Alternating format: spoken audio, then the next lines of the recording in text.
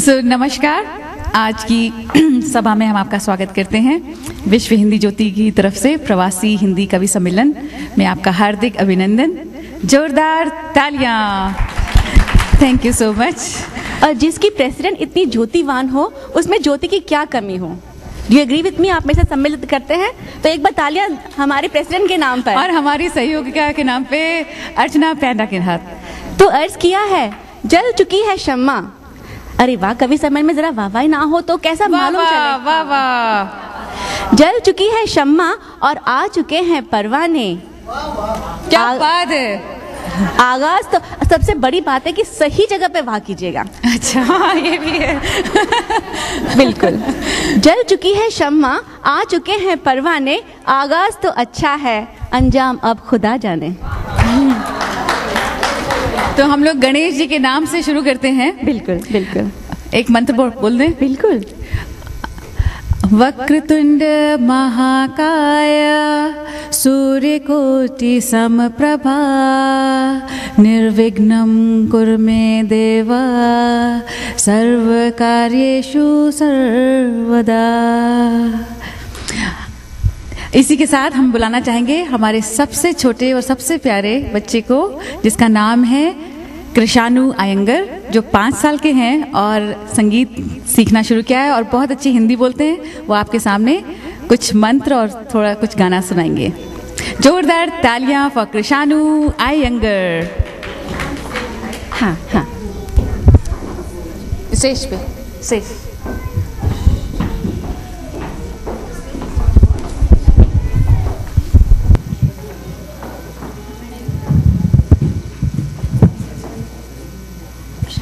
ये माइक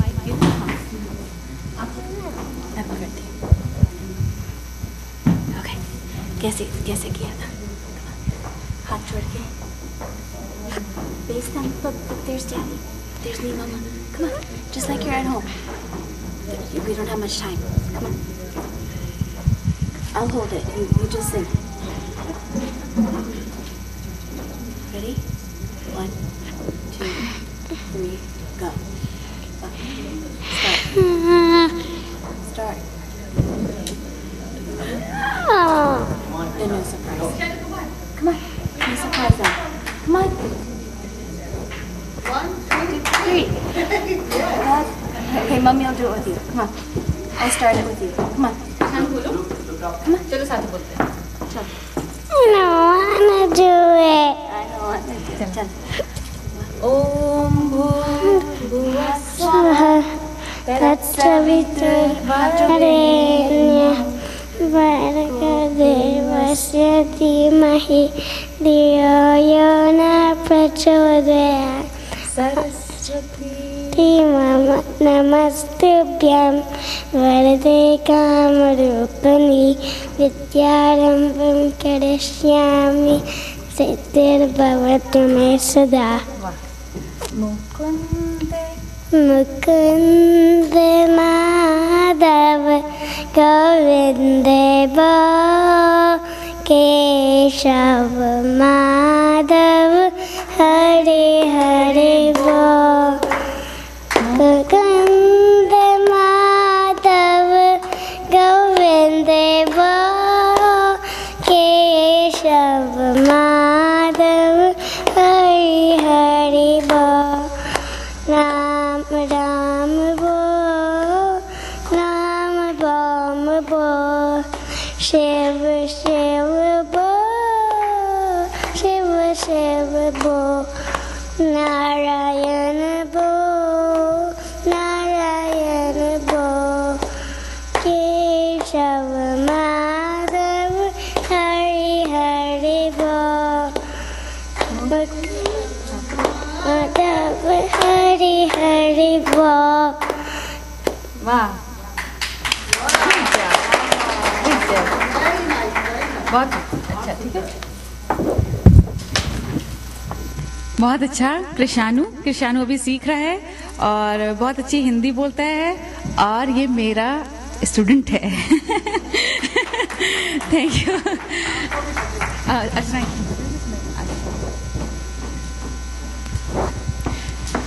तो कुछ इस बच्चे को, नन्हे मुन्ने कलाकार को देख के कुछ याद आ रहा है। महफिल महफिल धूम मचेगी, तरन्नुम हम गाएंगे, जब तक दिल का दर्द रहेगा गीत हम सुनाएंगे। छोटे छोटे बच्चों को चांद सितारे छूने दो, 2 किताबें पढ़ के वो भी हम जैसे हो जाएंगे, हम जैसे हो जाएंगे। तो दोस्तों आगे बढ़ते हैं और बुलाते हैं हमारी अगली अदाकारा कलाकारा नन्हे ऐना को। ऐना, आप यहाँ पर हैं अगर मेरी आवाज़ सुन रही हो आप तो। ऐना 12 साल की ऐना है, लेकिन जब हमने अनाउंस किया कि हम कविता का कार्यक्रम करना चाहते हैं तो सबसे पहले इनकी माँ ने लिखा कि ऐना कुछ करना चाहती है। आई वाज सो हैप्पी, मुझे इतनी खुशी हुई क्योंकि हम तो आए हैं हिंदी सीख कर जान कर, लेकिन जो हमारी धरोहर है अगर अगले जनरेशन, अगली नस्ल बच्चों तक पहुंचे तो हमारी जो मनोकामना है, हमारा जो प्रयास है वो सफल होगा। तो प्रेजेंटिंग लेडीज एंड जेंटलमैन, दोस्तों भाइयों बहनों, आपके लिए ऐना की कविता।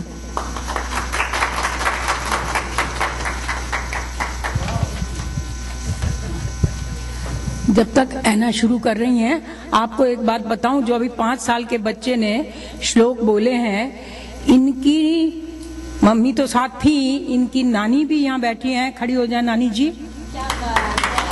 और नानी की माँ, जो मैं खास बताने आई हूँ, नानी की माँ जो अभी 94 साल की हैं, नानी की माँ, वो अभी तक भी बहुत कविताएं लिखती हैं, उनकी बहुत सी किताबें भी पब्लिश हो चुकी हैं। इंग्लिश के शब्द इतने मुंह पर चढ़ गए हैं, धिक्कार है हमें, कितनी कोशिश करें वो ही निकल जाता है ना। तो माफ कीजिएगा, बहुत सी किताबें प्रकाशित हो चुकी हैं और हम सब इस बात के लिए उनके बहुत ही शुक्रगुजार हैं कि उनका पड़पोता है ना, पड़पोता पड़नाती इतनी अच्छी हिंदी में बात कर रहा है। धन्यवाद।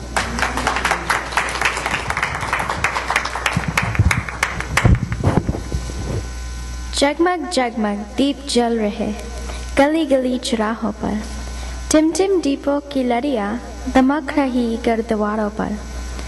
कहीं किसी के चौखट पर, कहीं किसी के आंगन में, दीपों का त्योहार अनूठा हर्ष जगह है हर मन में। जगमग जगमग दीप जल रहे गली गली चौराहों पर।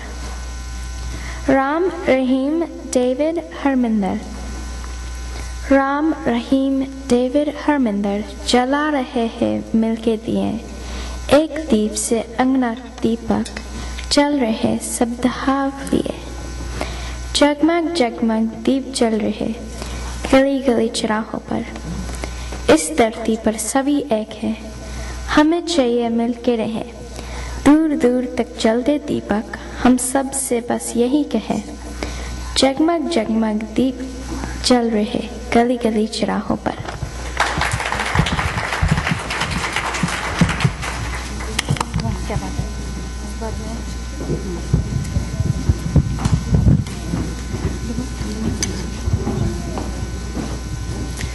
दोस्तों, जब हम कविता सुनते हैं, कोई भी रचना किसी रचनाकार के मुंह से आती है, चाहे बच्चा हो छोटा हो, हम देखते हैं उस बंदे को, उस शख्स को, लेकिन ये नहीं देख पाते कि उसके पीछे कितना कार्य दिया गया है, कितना गया है, एंड स्पेशली खासकर उनके माता पिता के द्वारा।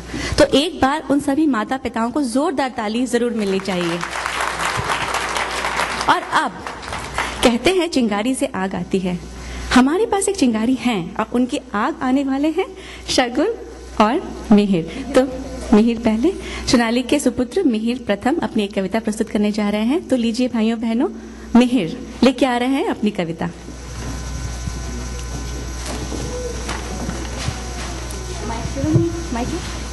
No mic. I don't need a mic. नहीं माइक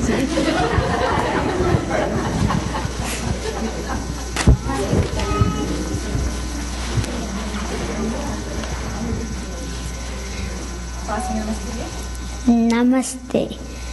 पर्वत के तर शीश उठाकर तुम भी ऊंचे बन जाओ, सागर के तर हिल लहराकर मन में तुम गहराई लाओ। समझ रहे हो क्या कहती है उठ उठ गिर गिर तरल तरंग, बहलो बहलो अपने मन में मीठी मीठी मृदुल उमंग।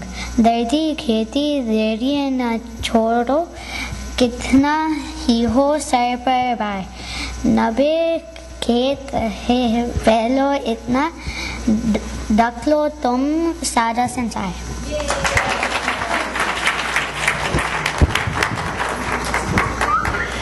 उन सभी माओं के लिए जो देख रही हैं, आपसे निवेदन है कि चाहे जितना छोटा सा एक प्रयास करें कि हमारे बच्चे, आपके बच्चे हिंदी सीखें, कुछ बोल सकें, ताकि वो अपनी भाषा, अपनी साहित्य को थोड़ा सा तो जान सकें। तो उन सभी माओं के लिए जो कोशिश कर रही हैं, उनके लिए एक न्यू का ऐड आता है जो मुझे बहुत अच्छा लगता है। तो उनके नाम पर, अच्छे कर्मों के बीज यही अपने बच्चों में बोती है, उनके आने वाले कल की बुनियाद यही तो होती है। माँ से ये सृष्टि चलती है, सृष्टि का माँ से नाता है, क्या अर्थ है नारी होने का, माँ बन के समझ में आता है। तो दोस्तों, अब मिलते हैं मिहिर के बड़े भ्राता शगुन से और सुनते हैं कि वो क्या भाव लेके आ रहे हैं अपनी कविता में। सो प्रेजेंटिंग लेडीज एंड जेंटलमैन, आपके लिए शगुन।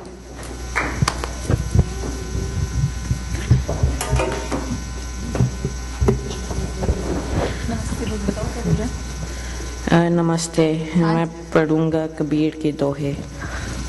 बड़ा भैया तो का भैया जैसे पेड़ खजूर, पंक्ति को चाहिए नहीं फल लगे अति दूर। गुरु गोविंद दोनों खड़े काके लागू पाए, बलिहरी गुरु अपने गोविंद दियो बताए। पोती पढ़ लग मुआ पंडित भैया न कोई, ढाई आखिर प्रेम का पढ़े सुपंडित होए। माती काहे कुम्हर सू तू क्या रोंदे मोए, एक दिन ऐसा आएगा मैं रोंदूंगा तोए। बुढ़ा जो देखन मैं चला, बुढ़ा न मिला कोया, जो मन खोजा अपना मुझसे बुढ़ा न खोया। ऐसी वाणी बोलिए मन का आपा खोया, अपने तन शीतल करे औरन को सुख होया। कल करे सो आज कर, आज करे सो अब, पल में प्रलय होएगी बहुरी करोगे कब। बहुत अच्छा शगुन। आप लोगों को बता दें, इन दोनों ने अपने आप आके कल शाम मुझसे बोला कि हम भी कुछ बोलना चाहते हैं।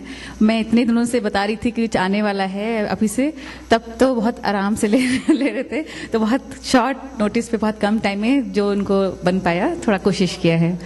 तो मैं आप लोगों से भी ये अनुरोध करूँगी कि आप लोग अपने बच्चों को थोड़ा सा प्रोत्साहन दीजिए, थोड़ा पुश करना पड़ता है, थोड़ा हर तरह से उनको मनाना पटाना पड़ता है कि वो इनकरेज करिए कि वो लोग कुछ कोशिश करें, प्रयास करें। तो कहते हैं ना अंग्रेजी में कि प्रेशर मेक्स डायमंड, और ये बात सच है कि बहुत उनकी हम इच्छा जाने, लेकिन कोशिश करें, क्योंकि यही वक्त है उनको कुछ बताने सिखाने का। एक बार वक्त निकल गया, बच्चे यहाँ से निकल जाते हैं, जो पढ़ने लिखने और बाग में फिर बहुत देर हो जाती है।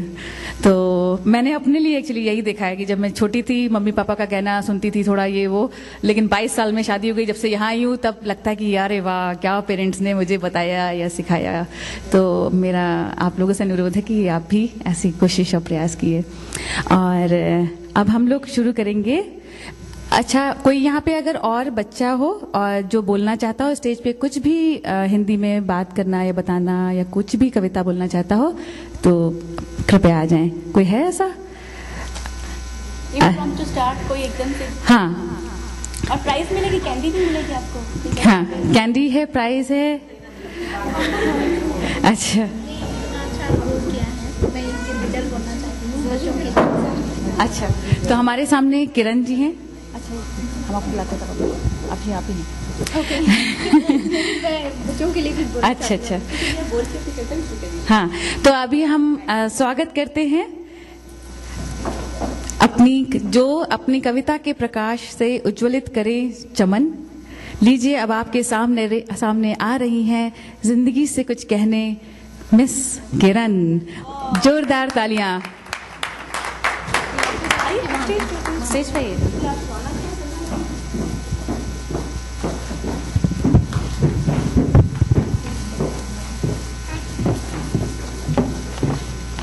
नमस्कार। सबसे पहले आप सभी को नवरात्रि मुबारक हो और खुशियों का बहुत अच्छे त्यौहार आ रहे हैं, दिवाली भी आ रही है और सभी लोगों को बहुत बहुत मुबारक। मैंने कुछ कोशिश करी है अपनी कविता लिखने की, लेकिन मैं कोई बहुत तो जानी मानी कोई कवित्री ववित्री नहीं हूँ और मैंने कोई कविता की पोइट्री की कोई बुक भी नहीं छपाई है। बस थोड़ा सा उत्साह, थोड़ा सा प्रोत्साहन और थोड़ी सी मेहनत करके कुछ कविताएं मैंने लिखी हैं। चीज की आपको बोलना चाहूंगी, ये तो इब्तिदा है, होता है क्या? अब देखिए आगे होता है क्या? ये कुछ लाइनें ऐसी हैं जो मैं आपके लिए छोड़ती हूँ, जो आपके ऊपर ज्यादा फबती हैं। जिंदगी के बारे में 2-4 लाइनें मैंने लिखी हैं। इसमें ऐसा कुछ बयान किया है एक दुखियारी का।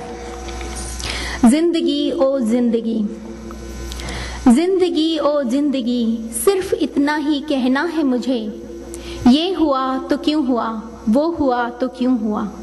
जिंदगी ओ जिंदगी, सिर्फ इतना ही कहना है मुझे। चाहा था हर पल बिताना खुशी से, चाहा था हर पल बिताना खुशी से, गम का सागर ही मुझे क्यों मिला। कोरे पन्ने पे जाने क्या अंजाम लिख चुका है, कि एतबारे यकी भी अब उठ चुका है। जिंदगी ओ जिंदगी, सिर्फ इतना ही कहना है मुझे, ये हुआ तो क्यों हुआ, वो हुआ तो क्यों हुआ। चाहती थी फिर से लकीरें बनाऊं हाथ की, चाहती थी फिर से लकीरें बनाऊं हाथ की, अब ख्याल जिंदगी भी हलक से मिट चुका है। क्या बात। अब ख्याल जिंदगी भी हलक से मिट चुका है। जिंदा हूँ तेरे दम से ए जालिम, ख्वाहिशे प्रतिशोध भी अब मिट चुका है। वाह वाह वाह।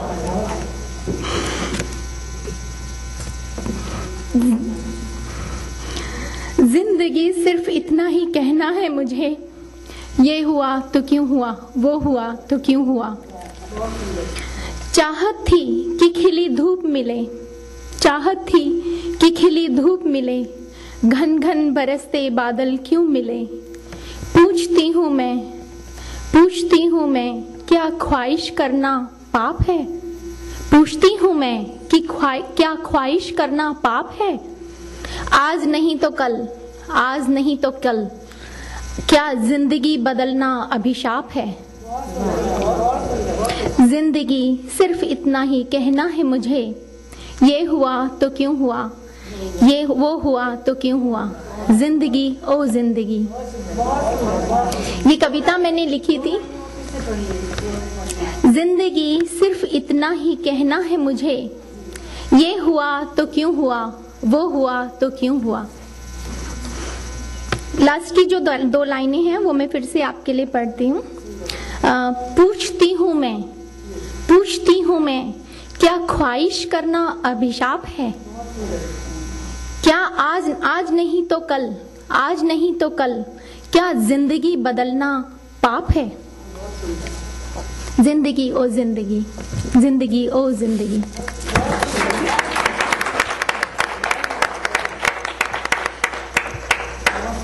Now for all the kids who are here and getting bored with all our poetry, adult poetry, I want to give them a riddle that Hindi में भी बोलती हूँ, इंग्लिश में भी बोलती हूँ। जिस भी बच्चे को समझ में आए और उसका उत्तर देना चाहे वो मुझे आके बता सकते हैं, नहीं तो माइक पे भी आके बता सकते हैं।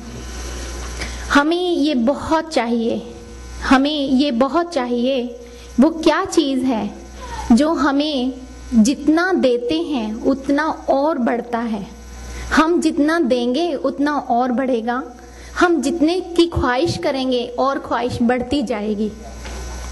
So in the English it is, what is it that we need more and more, what we get, what we give, we get more, and once we get more we want it more. जिसको जिसको इसका उत्तर देना है यहाँ पे आके mic पे बताइए। Thank you very much. Only बच्चे, पहले बच्चे। पहले बच्चों को कोशिश करने दो, फिर बड़ों की बारी आएगी। किरण कहीं नहीं जाएगी। मनी। अच्छा, शगुन कह रहे हैं पैसा, और देंगे तो बढ़ेगा नहीं, और दूसरा लाइफ और काइंडनेस। लाइफ और काइंडनेस, हाँ ठीक है दोनों। और हाँ, कृषाणु आ रहा है। लव। लव, हाँ बिल्कुल बिल्कुल बिल्कुल।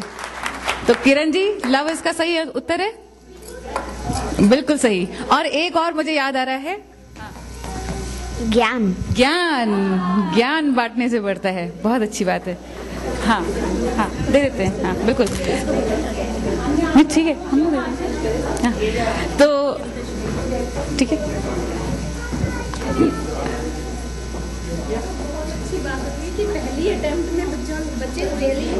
हाँ, तो अभी इसी के साथ हम लोग बच्चों को एक छोटा छोटा सा ये देना चाहेंगे मेडल। तो उन लोगों ने इतना अच्छा कविता बोली और इतनी अच्छे जवाब दिया, और अभी और भी देना, ठीक है। तो कृषाणु को मिलता है प्यारा सा मेडल। नीलू आंटी, आप दे दीजिए, यहाँ पे आ जाओ कृषाणु। आन्या बोलेगी, तब आन्या को भी मेडल ये देखो मिलेगा। जोरदार तालियां फॉर कृषाणु आयंगर। एक ये भी है, हाँ नाम लिखा हुआ, ये आंटी ये भी है।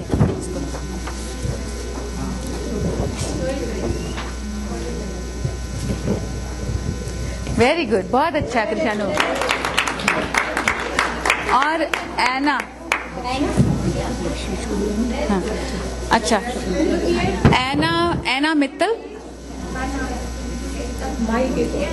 हाँ किसको बुलाना है? अच्छा आ जाओ, अब आपके सामने ऐना मित्तल को। हेलो। हाँ, हम लोग नीलू आंटी इसको दे दीजिए। हाँ, पहले इसको दे। हाँ, नहीं वो बुला बनाएंगी। हाँ, बख्शीश जी को बुलाना चाहूंगी इनको मेडल देने के लिए। आइए, जल्दी आओ, जल्दी आओ।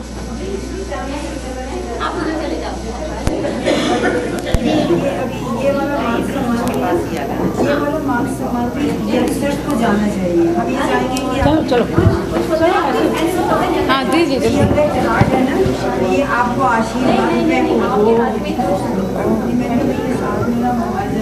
ओके। ये ऐना को है और एक शगुन भी। शकुंतला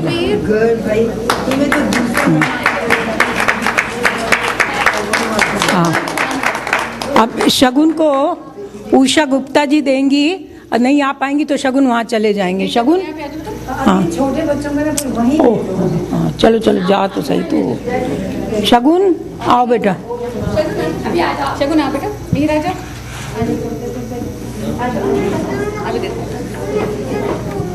आपको भी देंगे, आन्या को देंगे, आन्या को जरूर देंगे। ये शगुन को दे दीजिए, आन्या को। शगुन,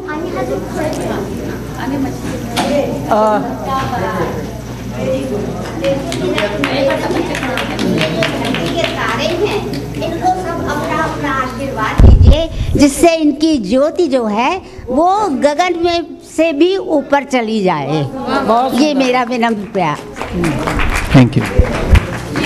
ये मिहिर शगुन का, शगुन का, शगुन, ये शगुन का, मीर का, शगुन का, मिहिर उधर जाओ बेटा।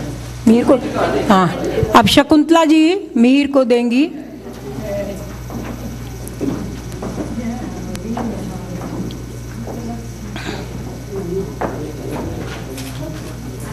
एक बार सारे बच्चे आ जाइए, साथ साथ सब बच्चे और किस चीज जो छोटे जितने भी सब आ अच्छा, अभी मत दे आन्या को, अभी मत दे आन्या को। आन्या, अच्छा अभी आन्या जब बोलेगी तब। हाँ, आन्या को बोल के बोलेगी तब मिलेगा। हाँ, ये छोटी बच्ची आन्या के लिए, छोटी बच्ची आन्या के लिए सुधा जी, सुधा जी आइए। मछली जल्दी, मछली देखो आंटी तुम्हारे, अच्छा हमारे साथ बोलो। You have a friend there. You see? आकाश को छू लो, तुम्हारा सपोर्ट। Turn around. इधर देखो। Say hi. इन सब बच्चों के लिए जोरदार तालियां।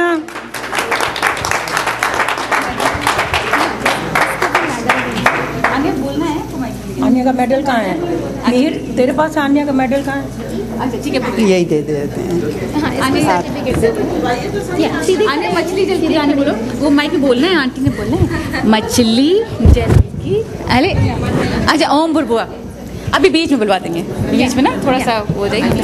बेटे ऐसे खड़े हो, turn around, face the camera, face the camera, see they are taking your nice picture. अच्छा, जल्दी हो गया। मुझे ये देखकर बहुत बहुत खुशी हुई कि इतने छोटे छोटे बच्चे इतनी हिम्मत करके यहाँ आए हैं, और इनसे और लोगों को भी बहुत प्रोत्साहन मिलेगा। बहुत खुशी की बात है, और आगे बढ़ के ये लोग भी कभी कवित्री बनेंगे, तो बहुत बहुत खुशी है। मेरी डॉटर ऐना जो है वो ये पोइट्री गाना चाहती थी, लेकिन उसके लिए जो उसे इंसेंटिव आज मिला है ये रियली में बहुत अप्रिशिएटिव है और बहुत एनकरेजिंग है कि उसे मेडल दोनों ने दिया है और वो ब्रदर को जाके दिखाएगी, तो नेक्स्ट टाइम शायद उसका ब्रदर भी यहाँ आएगा। बिल्कुल बिल्कुल किरण जी, और हमारी यही ख्वाहिश है, ये तमन्ना है कि ये ज्योति बहुत फैले घर घर तक, और हमारा जो प्रयास है जितना भी हो सके, छोटा थोड़ा सा ही सही, लेकिन एक कदम तो आगे बढ़े हम। तो धन्यवाद आपका, आपने हमारे एडल्ट सेक्शन कविता की शुरुआत कर दी। अब हम अगले अपने कवियत्री को बुलाना चाहेंगे। तो जैसे कहा किरण जी ने जिंदगी के बारे में, तो एक छोटी सी पंक्ति याद आ रही है। बचपन में खिलौने, जवानी में जोश और बुढ़ापे में आदमी का धन साथ देता है। जीवन में क्या किस चीज़ पे ज़रूरी है, तो कवि आदित्य जी कहते हैं, बचपन में खिलौने, जवानी में जोश और बुढ़ापे में आदमी का धन साथ देता है। संपत्ति में साथ देने तो हजारों आ जाते हैं, विपत्ति में प्रभु का मनन साथ देता है। तन स्वस्थ रहे तो ये मन भी ना होता पस्त, मन मस्त रहे तो ये तन साथ देता है। हिम्मत के हथियार हाथ से जो खिसके तो, हिम्मत के हथियार हाथ से जो खिसके तो, तन साथ देता है न मन साथ देता है, तन साथ देता है न मन साथ देता है। तो इन्हीं तालियों के गड़गड़ाहट के बीच में मैं आमंत्रित करना चाहूँगी जयश्री जैन जी को। इनसे मेरा मिलना कुछ दिन पहले हुआ, और मैं जानती हूँ कि इन्होंने अपनी ज़िंदगी में बहुत सारे कड़वे अनुभवों का सामना किया है, और मैं तब ये कह सकती हूँ कि उन अनुभवों के साथ वो आगे बढ़ के आई हैं, और इनकी हिम्मत की मैं दाद देना चाहती हूँ। मंच पे इनका पहला ये प्रथम प्रयास है, तो इनके लिए मैं आप सबसे दिल से अनुरोध करती हूँ कि ज़ोरदार तालियों के साथ न्योता दीजिए, निमंत्रण कीजिए जयश्री जैन जी को। वाह।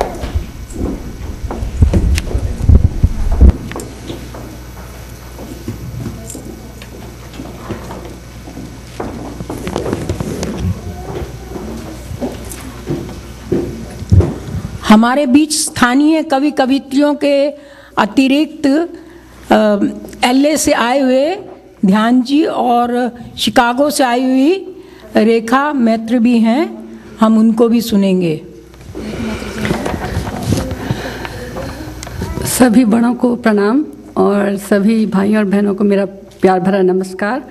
आप सबको इस दिवाली दशहरा सबकी बहुत बहुत बधाई हो। मैं ये कविता शुरू करने के पहले आपको ये बताना चाहती हूँ कि ये जो पोएम मैंने लिखी है ये अपने जीवन में हर किसी के साथ घटित होती है। तो इस ज़िंदगी की हकीकत को मैंने कुछ शब्दों में ढाला है, जितना बन सका मैंने कोशिश की है, शायद आपको पसंद आए। मेरा पहला प्रयास है, तो माफ़ कीजिएगा कोई गलती हो जाए तो मेरे से मैं बहुत माफ़ी मांगती हूँ। पहले से बिफोर शुरू करने के पहले ही मैं आपसे माफ़ी मांगती हूँ। इस कविता का शीर्षक है शब्दों की महिमा। पूरी रात ख्याल आते रहे, पूरी रात ख्याल आते रहे, शब्द कानों में गूंजते रहे। पूरी रात ख्याल आते रहे, शब्द कानों में गूंजते रहे।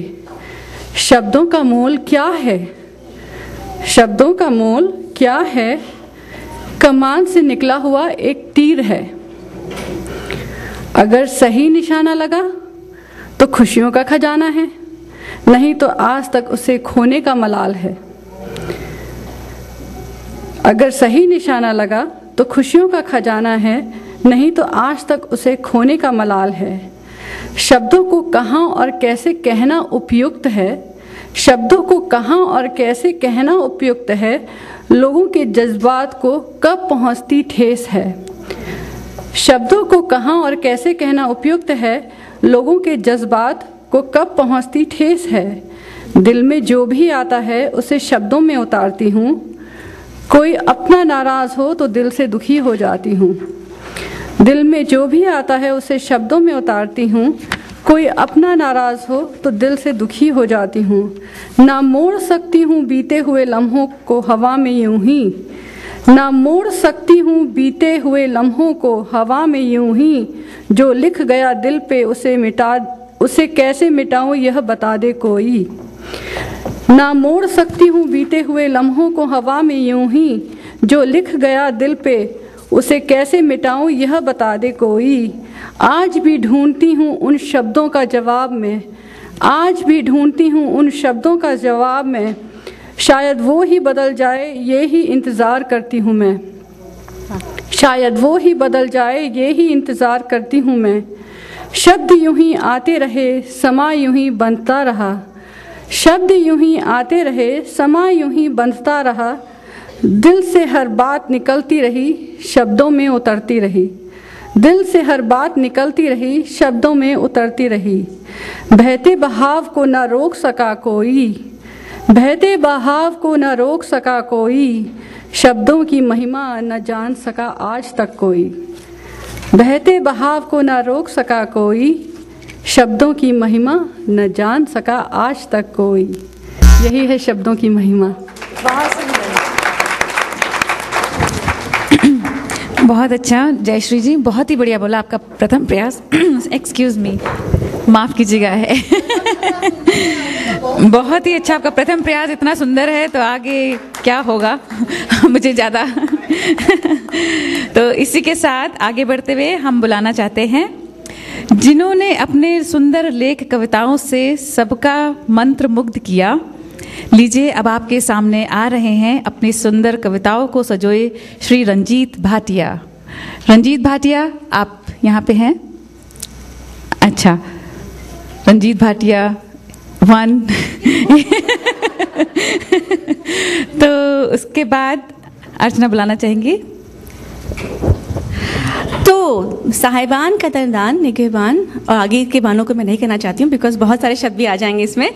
तो लेकिन अब जिगर थाम लीजिए क्योंकि अब आ रहे हैं जो यहाँ के नहीं हैं लेकिन आए हैं बड़ी दूर से, सिर्फ हमसे मिलने के लिए, हमारे कवि सम्मेलन में भाग लेने के लिए। हमने जब इनकी पहली कविता पढ़ी तो उसी दम जान लिया कि ये कवि अमेरिका में छाने वाला है। तो इसके पहले कि उनके बारे में और कुछ बताऊं, मैं उन्हें आमंत्रित करना चाहती हूँ। गेस कीजिए उनका नाम क्या है, किसी को और बता दें उनके बारे में? ध्यान कीजिए और बताइए। ध्यानचंद, बहुत अच्छा गेस है आपका, बहुत अच्छा। किसी ने हमारे फ्लायर को पढ़ा था? कोई बात नहीं, हमने बड़ी मेहनत की थी उसके लिए।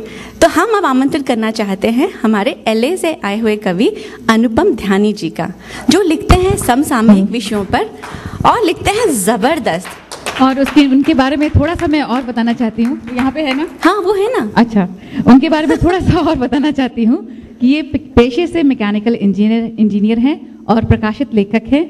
इनको हाइकिंग, ट्रैकिंग और घूमने फिरने का, पढ़ने का काफ़ी शौक है। साथ ही पुराने गाने सुनने का भी बहुत शौक है और खाने का भी बहुत शौक है। इनकी वेबसाइट है anupamdhyani.com। आपको अगर और संपर्क और इन्फॉर्मेशन चाहिए हो तो आप लीजिए। हम लोग स्वागत करते हैं जोरदार तालियों से अनुपम ध्यानी। गज़ब-ए जुस्तजुए दिल का ये अंजाम हो जाए कि मंजिल दूर हो और रास्ते में शाम हो जाए। अभी तो दिल में हल्की सी खलिश मालूम पड़ती है, बहुत मुमकिन है कल इसका मोहब्बत नाम हो जाए। वाह वाह वाह, क्या बात है। अब ये कवि सम्मेलन की घटना घटी गई है तो आ गया हूँ मैं यहाँ पे। अच्छा, मैं मंच का शायद पहला कवि होऊंगा जो धन्यवाद देने से पहले धमकी देता है। तो 4 धमकी भरी, माफ कीजिए अनुरोध भरी पंक्तियां मैं आपके सामने रखता हूं कि वादा है आपसे आपका खूब मन बहलाऊंगा, वादा है आपसे आपका खूब मन बहलाऊंगा, मगर एक ही शर्त पे कविता सुनाऊंगा। वाह वाह से काम नहीं चलेगा मित्रों, तालियां बजानी पड़ेंगी। वाह वाह से काम नहीं चलेगा मित्रों, तालियां बजानी पड़ेगी, नहीं तो यही पंक्ति दोहरा दोहरा के प्राण पी जाऊंगा। देख लो भैया, मैंने दे दिया आपको धमकी, और तालियां बजवा लेनी जरूरी होती हैं, बात का भरोसा नहीं रहता। तो अर्चना जी, सोनाली जी, विश्व हिंदी ज्योति और विश्व हिंदी ज्योति से जुड़े हुए सभी लोगों को मैं धन्यवाद देता हूं, जिन्होंने मुझे इस मंच पे आप सबको धमकाने का मौका दिया। तो मैं आपसे जुड़ता हूं 4 पंक्तियों से। मैं साहब छोटा सा कवि, मतलब छोटे कद का। नहीं, आप लंबे हैं। अच्छा जी। हाँ, पहुंचे हुए लग रहे हैं, पहुंचे हुए लग रहे हैं। आपकी पहुंच बहुत लंबी है। सोच देखिएगा आप। पंक्तियां रखता हूं कि हमें न आको हमारे कद से है दुनिया वालों, हमें न आको हमारे कद से है दुनिया वालों, न आको हमें हमारी पोशाक से। हमें हमारे कद से न आको दुनिया वालों, न आको हमें हमारी पोशाक से। आजमा लो वह तूफानों जैसे आजमाना चाहते हो, हम वो पत्ते हैं जो गिरते नहीं हैं शाख से।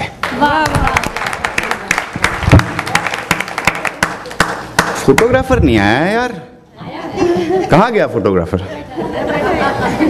नमस्कार फोटोग्राफर साहब, अच्छे से फोटो खींच लेना, कल सवेरे फेसबुक पे डालनी है प्रोफाइल पिक्चर। हंसने की बात नहीं है इसमें, आजकल खास अनुभव लेना इतना जरूरी नहीं हो गया जितना आम अनुभव को खास फेसबुक पे दर्शाना है ना। अच्छा चलो, मैं आपसे और जुड़ता हूं। मैं अपना परिचय खुद देता हूं कि नया नया कवि हूं, माफ कीजिएगा। अपनी तालियों का पसीना मेरी कला पे भी थोड़ा साफ कीजिएगा। मेरा कद, काठी, पोशाक या अंदाज बयां पसंद आए ना आए, मेरे कलम से निकले हुए छींटों पे जरा इंसाफ कीजिएगा। आओ इन बूढ़ी तालियों में थोड़ी जवानी भरते हैं, आओ इन बूढ़ी तालियों में थोड़ी और जवानी भरते हैं, इसमें हसीन शाम में थोड़ी और रवानी भरते हैं। इन कविताओं को बहने दो जिस ओर बहना चाहती हो, आओ हम तुम कुछ नया कुछ तूफानी करते हैं। अच्छा, कलाकार साहब क्या होता है, वो एक ही चीज का भूखा होता है, अब वो चीज होती है तालियां, है ना। तो अभी मुझे बताया गया कि ये सैन होजे का शहर है, सॉफ्टवेयर का गढ़ है। तो मेरे बाद 2-3 कवि C++ और सीक्वल में भी बोलेंगे। मैं हिंदी का कवि हूँ। मैं एक कवि का दर्द और कवि क्या चाहता है वो आपको 4 पंक्तियों से बताता हूँ कि कवि किसी साज किसी ताल का मोहताज नहीं होता, कवि किसी साज किसी ताल का मोहताज नहीं होता, बिना शब्द किसी भी धुन में अंदाज नहीं होता। कवि किसी साज किसी ताल का मोहताज नहीं होता, बिना शब्द किसी भी धुन में अंदाज नहीं होता। सारंगी, वीणा और ढोलक के सुर तो हमने बहुत सुने हैं, मगर श्रोताओं की तालियों से बढ़कर उसकी कला पे और कोई ताज नहीं होता। तो एक बार सब कवियों के लिए मिलकर ताली बजा दें। मंच की परंपरा को रखते हैं और सरस्वती माँ की वंदना कर लेते हैं। सबसे पहले उन पतियों की ओर से जो अपनी पत्नियों को आउटिंग के नाम पे इस कवि सम्मेलन में लेके आए हैं।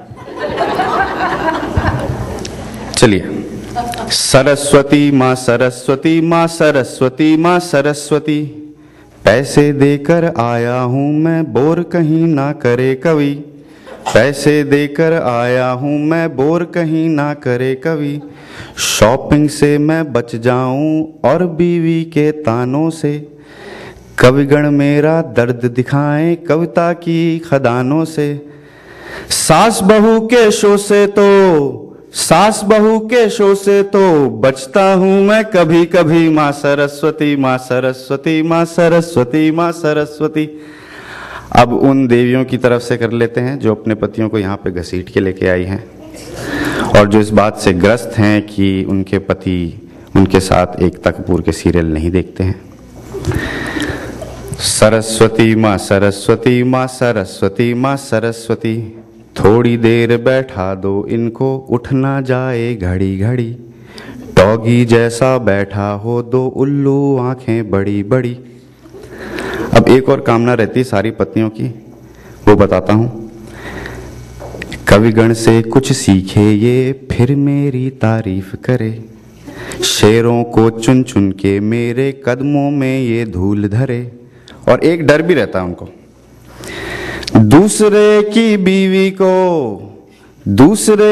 बीवी को ललचाए ना मेरा पति, माँ सरस्वती माँ सरस्वती माँ सरस्वती माँ सरस्वती। अब संयोजक जो इतना कार्यक्रम करते हैं उनको हमेशा ये डर लगा रहता है कि यार कभी ढंग से बोलेगा, लोग हंसेंगे, तालियां बजाएंगे, नहीं बजाएंगे, तो उनकी भी एक अर्चना रहती है। यहाँ भी एक अर्चना है, उनकी एक अर्चना रहती है कि श्रोताओं का ध्यान रखे, बोर न उनको होने दे, जो श्रोता हैं ऊँग रहे, दो पल उनको ना सोने दे, जो एक श्रोता भी उठ जाए तो बेटा इसकी पेमेंट कटी, माँ सरस्वती माँ सरस्वती माँ सरस्वती माँ सरस्वती।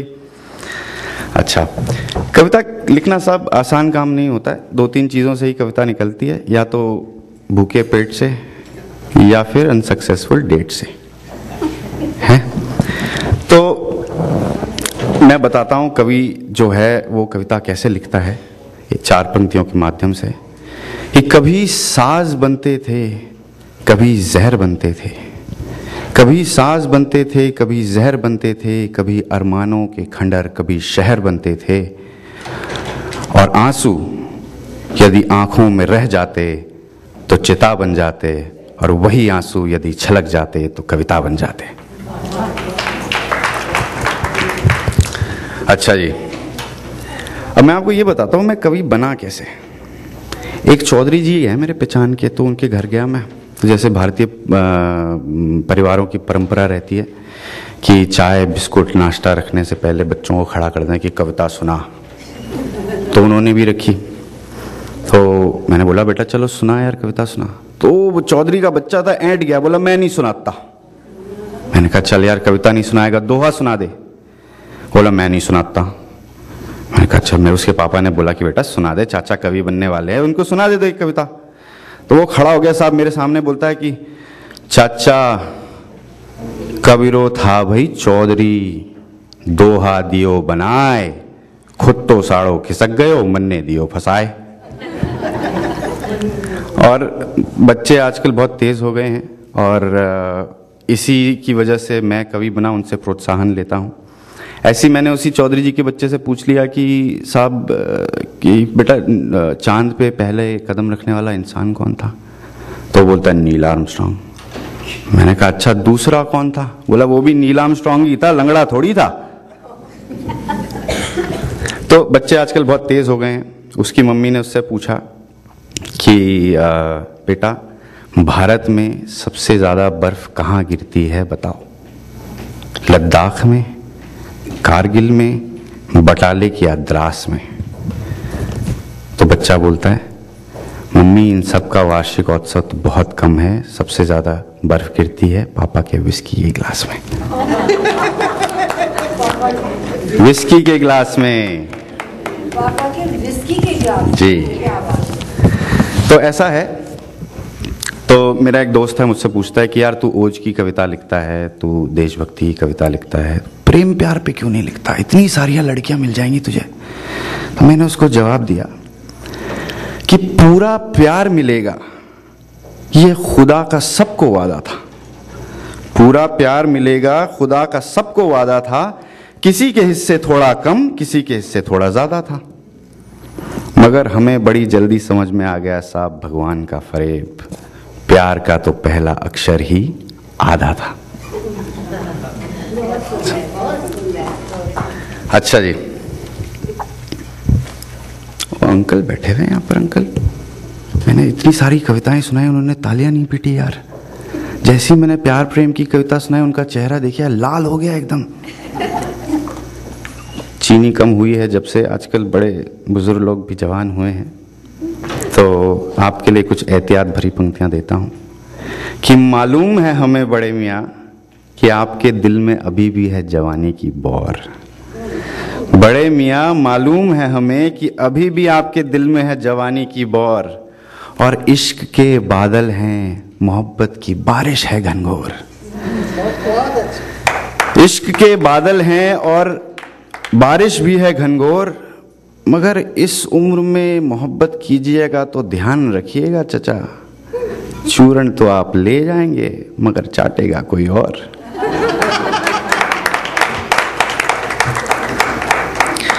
अच्छा, वही साहब उस आदमी की, मेरा दोस्त है कवि, उसकी शादी हुई, तो वो सवेरे से 2-3 साल हुए उसकी शादी को, तो सवेरे सवेरे उसकी बीवी ने उससे पूछा कि मैं मोटी हो गई हूँ। अब ये सवाल लोडेड क्वेश्चन हर 10-15 दिन में सब महिलाएं अपने पतियों से पूछती हैं कि ये बोलेगा क्या। मैं बताता हूँ आपको।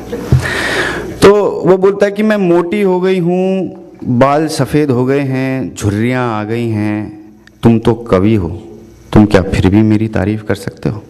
अब अगला पट्टा कवि है, उसको तो स्वाभिमान की बात हो गई कि यार इसने ऐसी बात कह दी, मैं तारीफ करूं तो कैसे करूं। तो वो बोलती है मैं मोटी हो गई हूं, बाल सफ़ेद हो गए हैं, झुर्रियाँ पड़ गई हैं, तुम तो कवि हो, क्या तुम फिर भी मेरी तारीफ कर सकते हो क्या? वो बोलता है डार्लिंग तुम्हारी नज़र अभी भी बहुत तेज है कि नहीं? अच्छा, उसी कवि की शादी को 2-3 साल हो गए। वो कवि ऐसी मंच पे कविता पाठ करने के बाद घर पहुंचा ऐसा चौड़ा होके, तो पत्नी ऐंठ के बैठी थी कि इसने मेरे को साले ने जवाब दिया था, आज मैं दूंगी।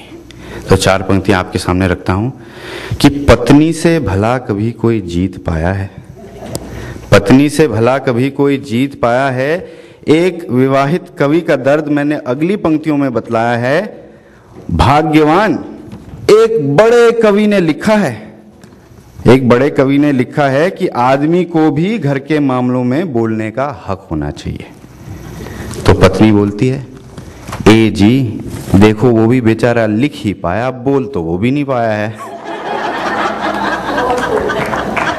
अच्छा, भारतीय नारियां जो हैं, भारतीय पत्नियां जो हैं, देवियां जो हैं, वो कभी भी अपने पति को सार्वजनिक पब्लिक स्थान में अवे गधे नहीं बोलती, हमेशा कोड में बोलती हैं कि ए जी सुनते हो। अच्छा, ये जो कार्यक्रम है पति पत्नियों की नोक झोंक और ये जो दहशत फैली है पतियों में, ये अभी से नहीं है, ये सतयुग के जमाने से है।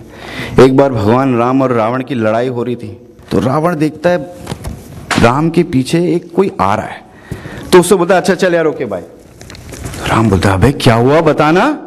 बोला नहीं यार चलो ओके भाई। बोले क्या हुआ लड़? बोले नहीं यार इतनी छोटी सी बात में बीवी को लाने की क्या जरूरत थी, आपस में निपट लेते। तो साहब ये जो दहशत है ये तब से चली आ रही है, मैं ज्यादा बोलूंगा नहीं, पिटना नहीं चाहता हूं मैं यहाँ पे। मैं राजनीति पे भी ज़्यादा बोलता नहीं हूँ, मेरा और राजनीति का उतना ही संबंध है जितना डॉक्टर मनमोहन सिंह जी और मुंह खोलने में है। पर फिर भी हिम्मत करके मैंने मनमोहन सिंह जी को एक SMS भेजा कविता के रूप में। मैंने उनसे कहा कि मन मोहन मोरे हर बार चुप्पी साधे कैसे बच जाए, डरना लागत तोए। मन मोहन मोरे हर बार चुप्पी साधे कैसे बच जाए, डरना लागत तोए। तो जवाब आता है जाको राखे सोनिया मार सके ना कोई।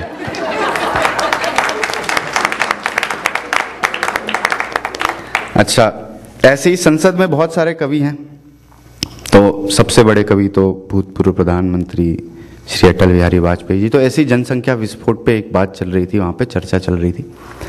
तो अटल जी खड़े हुए अपनी स्टाइल में बोलते हैं कि जनसंख्या बढ़ रही है, कृपया कम कम बच्चे जाएं। जनसंख्या बढ़ रही है, कृपया कम कम बच्चे जाएं। तो लालू जी खड़े होकर बोलते हैं, अटल जी जो खेल आप खेलते नहीं, कृपया उसके नियम ना बनाएं।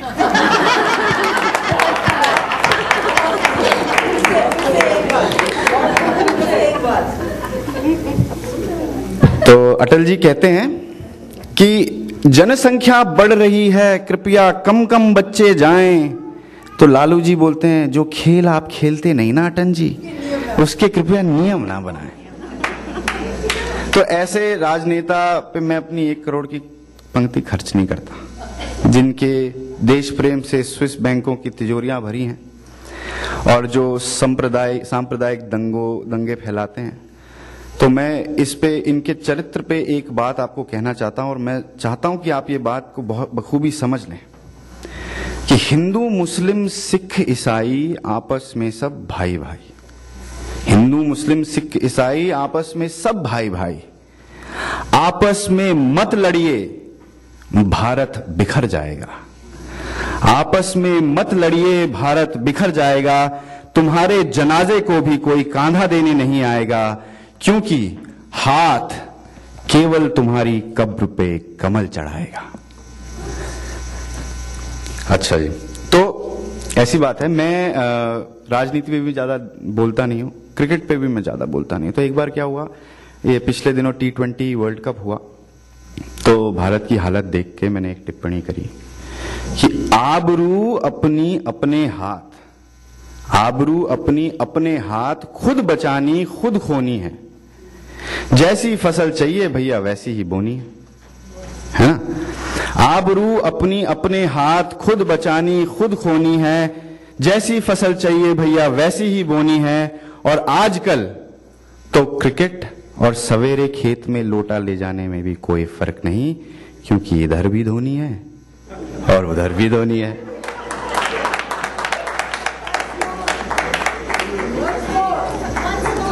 कि आबरू अपनी अपने हाथ, खुद बचानी खुद खोनी है। जैसी फसल चाहिए भैया वैसी ही बोनी है। और आजकल तो क्रिकेट और सवेरे खेत में लोटा ले जाने में भी कोई फर्क नहीं, क्योंकि इधर भी धोनी है उधर भी धोनी है। अच्छा साहब, बहुत सारे मुक्तक हुए, मैं एक मुक्तक आपको और सुनाता हूं। ये हिंदी की सभा है, हिंदी के कवि हैं, तो एक संदेश आपको देना चाहता हूं कि अंग्रेजी में हेलो हाय करने से सम्मान नहीं होता। हिंदी में नमस्कार कीजिए, जाइए, किसी देश में अपमान नहीं होता। और अंग्रेजी में भी जिस भाषा के नाम में हरि, इंद्र, नानक, दिगंबर और यीशु मसीह बसे हों, उस भाषा के अलावा किसी और भाषा में ब्रह्म ज्ञान नहीं होता। अब मैं आपको वो कविता सुना देता हूं जिसकी वजह से मुझे यहां पे बुलाया गया है। कविता का शीर्षक है हिंदी। हिंदी हमारी मातृभाषा है, आप सब हिंदी प्रेमी हैं, मैं हिंदी का कवि हूं और हिंदी लुप्त होती जा रही है। आजकल हिंदी में कोई बात नहीं करता, फैशन समझते नहीं लोग, अंग्रेजी में बात करते हैं। तो मैंने एक कविता लिखी कि हिंदी क्या है, हिंदी कौन है और कैसे जन्मी है हिंदी। सजी संस्कृति के माथे पर चमकती लाल निर्मल बिंदी हिंदी। सौरासेनी प्राकृत जननी जिसकी देवनागरी से उभरी, शब्दावली के पुष्पों से निखरी जिसकी सुरभि। हिंद की अंतरात्मा का स्तंभ, हिंद की संस्कृति की जटिल संरचना का आरंभ, हिंद की सभ्यता की आधारभूत जड़ें। क्या हुआ आज यदि इसे कोई नहीं पढ़े। शक्ति इसमें ऐसी कि अथाह धरती में फैले, हिंद को जोड़ दे, सीमाओं की परिभाषा को यूं ही मरोड़ दे। उत्थान की ओर पग बढ़ाए और जीर्ण हो गई सभ्यता को पीछे छोड़ दे। तो एक कवि की ओर से आप लोगों को गुहार है कि आलिंगन कर है हिंदी, हिंदी को स्वीकार कर।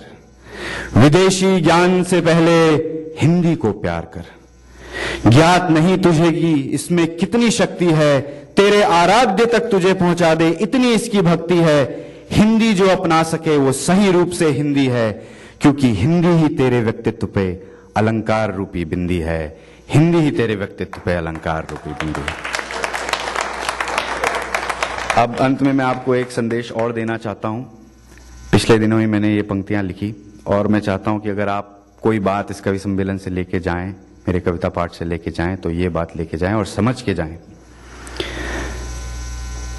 जो गीता ने था समझाया है मैंने वो ही बतलाया, कुराने पाक ने फरमाया है मैंने वो ही दोहराया। मोहब्बत हो सभी लोगों में मेरा ये ही डंका है, मोहब्बत हो सभी लोगों में मेरा ये ही डंका है। जो समझो तो तिरंगा है, जो ना समझो तो दंगा है। बहुत शुक्रिया बहुत अनुपम जी। एक मिनट आपको ऐसे हम नहीं जाने देंगे। आपकी बहुत बहुत बहुत थैंक्स कि आप आए हमारे इस कार्यक्रम में भाग लेने के लिए। बिना किसी हम आपको कुछ दे नहीं पाए, लेकिन आपका प्यार था जो प्यार। हाँ, आप आए अपना हमारा साथ देने के लिए। तो छोटी सी एक भेंट पुष्पों की हम I would like to invest. मैं निवेदन करना चाहूंगी president of Vishwa Hindi Jyoti Sonali ji to please. Thank you so much. धन्यवाद। Thank you. बस कविता की बात तो यूं है अनुपम जी की कि पहले तो ये धीरे धीरे हिलते हैं, दिल के दरवाजे हैं, आखिर खिलते खिलते खुलते हैं। तो खोलिए अपने दरवाजों को, अपने हाथों को तालियों के द्वारा। और हम निमंत्रण करना चाहेंगे हमारे बे एरिया के सुप्रसिद्ध कवि, जिनको मैं अपना गुरु मानती हूँ और जिनकी सोच और लेख कुछ अलग ही ढंग के हैं। तो साथियों, अब अपनी रचना लेके आ रहे हैं हमारे अपने संजय माथुर जी। संजय साहब, तो जब तक आते हैं, एक चुटकुला मुझे याद आ रहा है। तो एक किसने कहा कि यार डॉक्टर साहब मेरे दांत टूट गए। कितने दांत टूटे? 3 दांत टूट गए। क्यों, क्या हुआ? तो मैंने लड्डू खा लिए, मेरी बीवी ने बनाए थे। तो कहते हैं कि अरे आपको जब पता है कि ऐसा होने वाला है तो क्यों खाए? नहीं खाते साहब जी, फिर तो सारे टूट जाते। हाँ बिल्कुल। सोनाली जी आप हम लोगों ने एक छोटी सी कोशिश की है कि सब कवियों को एक पुष्प दिया जाए, फूल दिया जाए, ताकि आप फूल के साथ कहिए।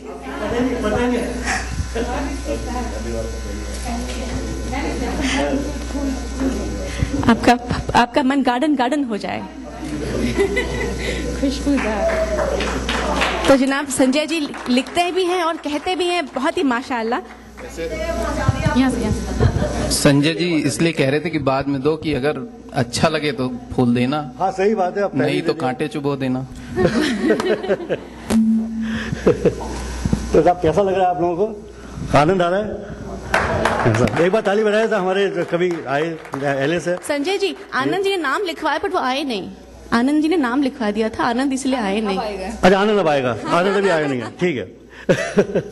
तो नमस्कार साहब एक बार फिर से। और बस मैं एक दुआ करता हूँ आप लोगों के लिए, एक आशीर्वाद देता हूँ कि आपके घर लक्ष्मी जी आए गणेश जी के संग, आपके घर लक्ष्मी जी आए गणेश जी के संग। सुख संपदा सदा रहे, कभी हाथ न होवे तंग। सुख संपदा सदा रहे, कभी हाथ न होवे तंग। धन्यवाद साहब।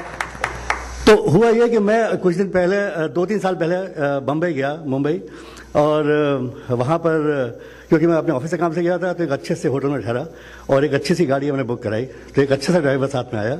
उस ड्राइवर का नाम था मनोज। मेरा अपना बेटा करीब 29 साल का है और मनोज शायद 31 साल का होगा। तो मैं अर्चना जी ने ममता जी के ऊपर बड़ी अच्छी कविता सुनाई। मैं आपको बापता के ऊपर कविता सुनाता हूँ। बापता मतलब बाप की ममता। तो बाप की ममता ये हुई कि मुझे देखते लगा कि अगर मनोज मेरा बेटा होता तो क्यों लगा मुझे ऐसा, उसके बारे में आपको कविता सुनाता हूँ।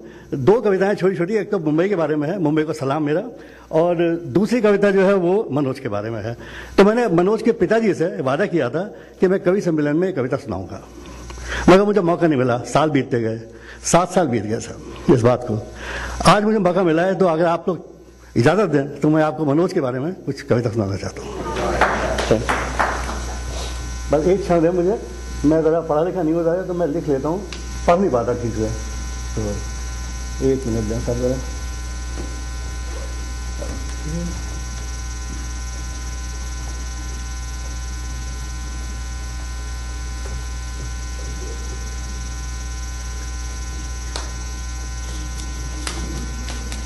ये सब बड़ा चिपका है इसके अंदर, ये खो जाती हैं कविताएं मेरी।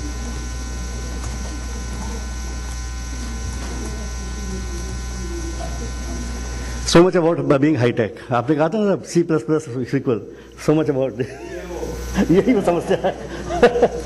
अच्छा साहब, तो क्या हुआ साहब, मैं आपको इसके बारे में बता दूं। क्या हुआ कि मैंने वो मनोज जी से को बुलाया और सवेरे हम लोग गए घूमने के लिए। तो मनोज जी ने कहा गांधी जी का एक स्मारक है यहाँ पर, एक उनका संग्रहालय है, वहाँ आप चलिए, आपको मैं लेके चलता हूँ। तो जब हम रास्ते में जा रहे थे तो मुझे चाहिए था सिम कार्ड। तो दिस गाय उसने अपना पता दिया, अपना नाम दिया और मुझे सिम कार्ड डलवाया। इस कारण से कि मुझे, तो मैंने उससे पूछा कि भैया तुमने ऐसा क्यों किया, क्योंकि हो सकता है मैं टेररिस्ट होता, मेरी मूछें देखो। तो बोला कि नहीं साहब, मैं टैक्सी चलाता हूँ, मुझको लोगों का अंदाजा है, आप चाहें भी तो टेररिस्ट नहीं हो सकते। तो मैंने कहा क्यों? बोले आप मेरे पिताजी जैसे दिखते हैं। मैंने कहा भी अजीब बात है।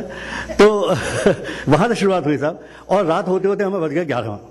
उसके बाद बेचारे मनोज को जो था वो जाना था ट्रेन लेकर के, तो ट्रेन लेके गया और घर पहुंचा होगा 1:30-2 बजे। रास्ते में उसको सामान भी खरीदना था। और फिर उसके बाद जब वो सवेरे आया तो उसको 5 मिनट की देरी हो गई। जो 5 मिनट की देरी हुई, हम लोग खड़े हुए थे बाहर और वो आया, तो साहब उसको ऐसा लताड़ा गया, बैंक के मैनेजर, जो होटल का मैनेजर था, उसने ऐसा लताड़ा उसको कि मुझे बड़ा दुख हुआ। वो बेचारे आंखों में आंसू आ गए। और रास्ते पर हम लोग से माफ़ी मांगता गया, बोला कि साहब आपका टाइम खोटी हुआ, मुझे माफ़ कर दें। तो बाद में जब हम लोग मंदिर गए और उससे दर्शन किए तो आके उसने मेरे पाँव छुए, बोले साहब मुझे आपने माफ़ किया या नहीं किया? मैंने कहा भैया मैंने माफ़ कर दिया तुम्हें, जाओ तुम चिंता मत करो। तो उसके बाद मैं उसके पिताजी से मिलने गया बाद में, और मैंने देखा कि अगले दिन जब वो आया हम लोग के पास, तीसरे दिन, तो वो उसने बताया कि साहब आपने जो मुझे गले लगाया और मेरे साथ फ़ोटो खिंचवाई, तो मैं आपको उसकी फ़ोटो भी दिखाऊंगा उस बंदे की। तो बड़ा खुश हो गया, बोला साहब कोई सेठ मुझे अपने गले नहीं लगाता। Anyway, enough introduction. तो साहब लाइनें सुनिए मुंबई के बारे में। ये शहर